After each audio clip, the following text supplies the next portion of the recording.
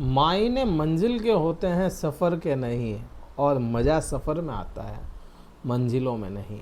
यही जीवन का पूरा एक सार है। आप कहाँ पहुँच गए, कोई मायने नहीं है कि आपने शुरुआत कहाँ से की थी, पहुँचे कहाँ पे हैं, कहाँ पे आप स्टेबल हो गए, वो मायने रखता है, मंजिल मायने रखती है। बात सितंबर महीने की करें और मीन राशि वाले जातकों के कैसा रहने वाला है ये महीना। इस महीने में बहुत बदलाव भी है, कुछ अच्छा और कुछ बुरा, दोनों ही तरह से आप अपने अंदर परिवर्तन देखेंगे। मीन राशि के लिए यह महीना बहुत ज़्यादा इम्पोर्टेंट होगा ज़रूर, क्योंकि देखिए महीने सारे ही इम्पोर्टेंट होते हैं और हर महीने कोई ना कोई गोचर करता है। इस बार क्या इम्पोर्टेंट है इस महीने में? इस महीने में आप ना केवल मीन राशि, सभी के लिए शुक्र एक तो अपने निम्न की अवस्था में रहेंगे, अपनी नीच अवस्था में शुक्र रहेंगे परिवर्तन से पहले, और बुध ग्रह परिवर्तन के बाद में उच्च अवस्था में चले जाएंगे। तो यहाँ पे बदलाव आप पे अच्छे और बुरे दोनों ही असर लाएगा, और इस प्रकार से यह बदलाव है आप पढ़ सकते हैं कौन सा तारीख को कहाँ पे कौन सा ग्रह पहुँचने वाला है या गोचर करने वाला है। बात आप देखें, आपके मीन राशि में ही आपके राहु ग्रह बैठे हैं, भ्रमित करने वाली स्थितियां हैं, भ्रम डाल रहे हैं। साढ़े साथी का आपको चल रहा है प्रथम चरण, तो साढ़े साथी का असर तो आप पे बना हुआ है, बरकरार है वैसा का वैसा, और राहु भ्रमित पहले के जैसे ही कर रहे हैं, आपको भ्रमित, आपको भ्रम की स्थितियां लेकर के आए हुए हैं। लेकिन आपके स्वास्थ्य की अगर बात करें, सबसे पहले अगर स्वास्थ्य की ही बात करें, क्योंकि पहला सुख निरोगी काया, अगर स्वास्थ्य की बात करोगे ना तो स्वास्थ्य में परेशानियां देखने को मिलेगी आपको। और कैसी परेशानियां हैं वह अगर देखोगे ना तो आपके मंगल जो ईटिंग हैबिट्स का भाव, या कहें कि मंगल जिसको आपके द्वितीय भाव का स्वामी माना गया, द्वितीय भाव का वह मालिक है, और सुख भाव में बैठा, रोग ऋण शत्रुओं वाले भाव में, रोग भाव में सूर्य बैठा है, स्वराशि है। तो यहाँ पे मंगल बुध की राशि में होने के कारण ईटिंग हैबिट्स बिगाड़ने का काम करेगा, और वही सूर्य रोग वाले भाव का जो स्वामी है वह रोग लेकर के आएगा। ईटिंग हैबिट्स बिगड़ेगी तो रोग आएगा, और इस महीने आप देखेंगे कि आपकी ईटिंग हैबिट्स बिगड़ जाएगी बिल्कुल। आपको खाने पीने के बिल्कुल कह सकते हैं ना कि जंक फूड की तरफ अट्रैक्शन हो जाए, या अट्रैक्ट करे आपको जंक फूड पॉइजनिंग के बहुत ज़्यादा यहाँ पे चांसेस बनते हैं। तो ईटिंग हैबिट्स को सुधार के रखिए, एक तो ये चीज़ हो जाती है। फिर आप देखेंगे कि आपके प्रेम संबंध कैसे रहेंगे। प्रेम संबंधों के लिए अगर आप देखें तो प्रेम संबंध किससे दर्शाए गए हैं? शुक्र से दर्शाए गए हैं।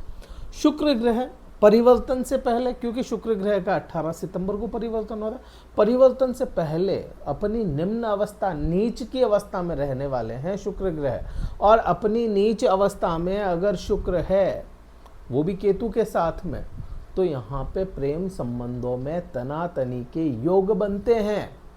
अब प्रेम संबंधों को वैसे हालांकि देखा जाए तो प्रेम संबंधों को पंचम भाव से देखा जाता है, और काल पुरुष की कुंडली में स्वराशि सूर्य, या कहें काल पुरुष की कुंडली में पंचम भाव सूर्य को मिलता है। क्योंकि चंद्रमा की बात कर रहे हैं यहाँ पे, तो चंद्र राशि के आधार पे अगर बात करोगे ना तो चंद्रमा बहुत फास्ट मूवेबल ग्रह है, बहुत फास्ट मूव करता है। तो एक महीने का प्रिडिक्शन चंद्रमा को देख करके तो डायरेक्ट कर नहीं पाओगे, क्योंकि 2.25 दिन में वह बदलाव कर लेता है। तो इसलिए केवल पंचम भाव से नहीं, पंचम भाव जिसको काल पुरुष की कुंडली से देखा गया उससे भी देखा जाएगा। और प्रेम संबंध जो होते हैं किसी भी स्त्री या पुरुष के लिए, जो सामने वाला होगा पर्सन, वह उसका शुक्र बनेगा, और शुक्र अपनी निम्न अवस्था में है, तो वह आपको कोई ना कोई परेशानी देखता हुआ ही नजर आएगा। तो यहाँ पे प्रेम संबंधों को लेकर के बहुत ज़्यादा अच्छे 18 सितंबर तक नहीं लगते योग। प्रेम संबंधों में आपको कोई ना कोई डिट्रैक्शन देखने को मिलेगा, डिटैचमेंट आएगा, आपको कोई ना कोई है ना अलगाव की स्थिति बनाए, या कोई तीसरे पर्सन की वजह से आपको परेशानी देखने को मिले।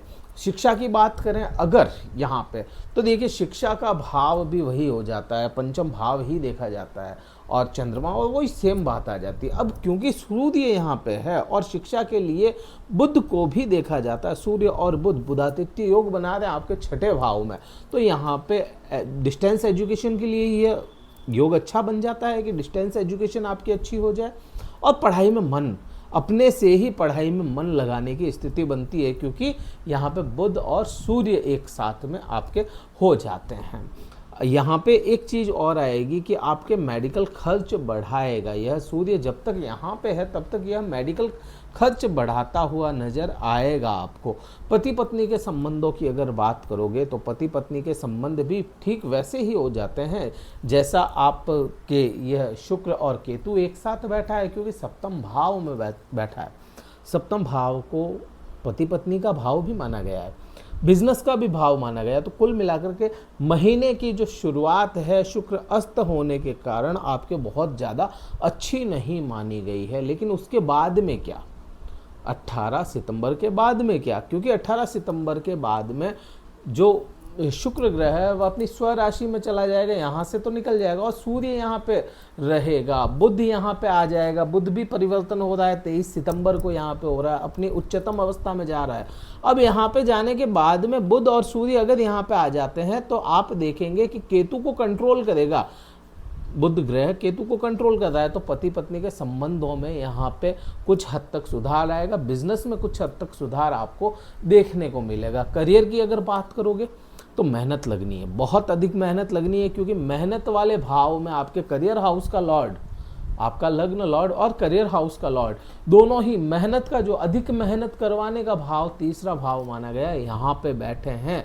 तो यहाँ पे अधिक मेहनत आपको करवाएंगे और रिजल्ट भी बिल्कुल मिलेगा। ऐसा नहीं है कि केवल मेहनत की और रिजल्ट ना मिले, रिजल्ट भी मिलेगा। भाग्य की अगर बात करें, भाग्य का कैसा आपके संबंध बन रहा है, अगर आप भाग्य की बात करो तो भाग्य भाव का स्वामी सुख भाव में बैठा है, मिथुन राशि में। हाँ, मिथुन राशि बहुत ज़्यादा अच्छी नहीं है मंगल के लिए, कंफर्टेबल नहीं है, लेकिन फिर भी यहाँ पे भाग्य का स्वामी अगर सुखों में बैठा है तो भौतिक सुखों की वृद्धियाँ करवाता हुआ नज़र आता है यहाँ पे, और माता के साथ में भाग्य जुड़ता हुआ नज़र आता है। किसी भी बड़े फैसले से पहले अगर माँ से या माता तुल्य कोई हो उनसे सलाह ली जाए तो आपके सुखों में वृद्धि करवाता हुआ यह मंगल नज़र आएगा आपको।